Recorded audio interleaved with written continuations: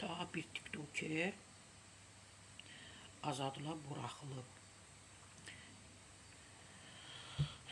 Bəli, polis tərəfindən saxlanan Xazen ləqəbli tiktoker Vüqar Kərimov azadlığa buraxılıb. Axar.nöqtə xəbər verir ki, ya da Axar.az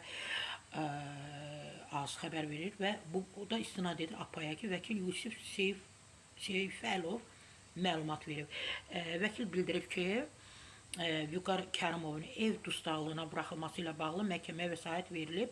Nərimanov rayon məhkəməsinin qərarı ilə vəsait təmin edilib və tiktoker ev dustaqlığına buraxılıb.